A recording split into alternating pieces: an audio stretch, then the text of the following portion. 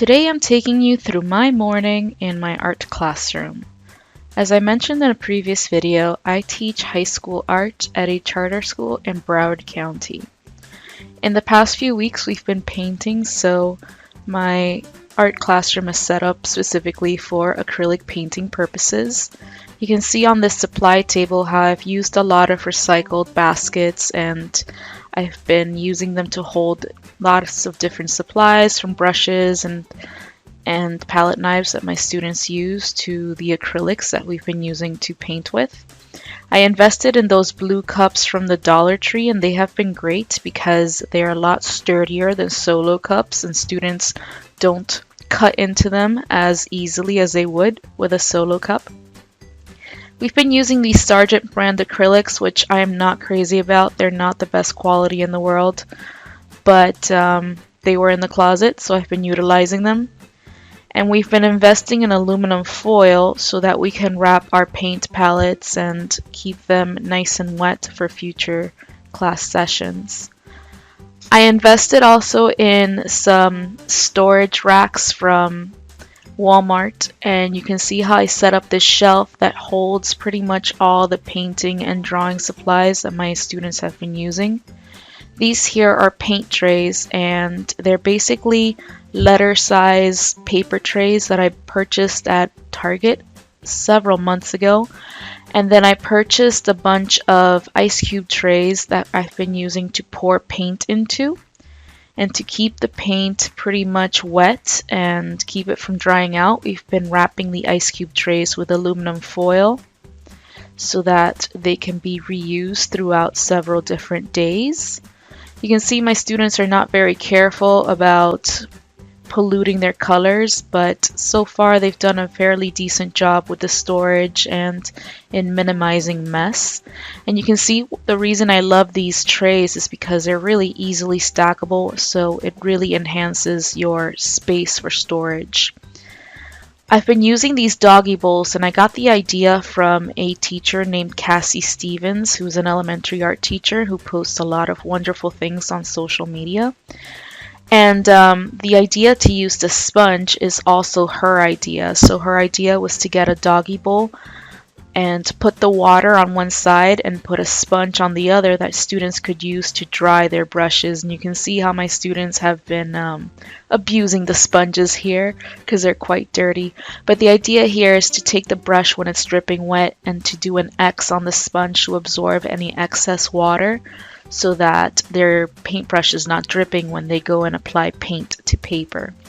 And those doggy bowls have been working out great. If anything, the sponges could use some new life, could be wrung out a little bit, but overall they're really good. I've been using paper plates as palettes, which I'm not crazy about because it's wasteful, but honestly, I just haven't found a better solution for palettes. Here you can see the shower caddies that I've been using for supplies. I showed them in my previous classroom tour video. And you can see how I filled them with an arrangement of different supplies, from that watercolor palette to some color pencils and oil pastels. And it can fit a good arrangement of different supplies. And I've been storing them on the shelf, as you can see here, for future art classes. And one thing that I found really useful was to label each section in the shelf, each rack within the shelf, so that students know exactly where to put things away. And it's really great. It's been working out really well so far because it minimizes the mess and students can help out putting stuff away correctly. Several months ago we ordered some paper for the classroom, and there were a lot of cardboard boxes, so I basically cut them down, and I've been using the cardboard as a sort of messy mat for students to put on the table to avoid getting paint on the table. And although it's not aesthetically pleasing to have all that cardboard on the floor, it's been working out great because it minimizes cleanup at the end of class, and we're also being sustainable and reusing material that would otherwise get thrown away. Here I'm zooming in on a few paintings that my Art 1 has been working on recently. They had to enlarge a photo of themselves using the grid method, and they're painting themselves using a base of complementary colors. And you can see how these students are really doing a great job with laying down the first layer of paint and then gradually working up to adding the different details to make the paintings more unique and allow them to look a little bit more three-dimensional. Next to the drying racks, I've been storing the in-progress paintings in different bunches, so you can see how I laminated cards with each period number, and then I basically go and bull clip them together so I can keep all of the paintings within one period in one bunch. And I've been using this lectern, which I don't use because I don't really lecture at all in my classroom, but I've been using it to pretty much store these paintings because they're very small scale, and as you can see I have lots of different little bunches separated by the period number. Above my classroom posters I have some student work from older paintings. I took this lesson from teacherspayteachers.com, which is basically painting this beautiful vector shape, and you can see what a great job my students did in varying the different values within every color in their monochromatic paintings.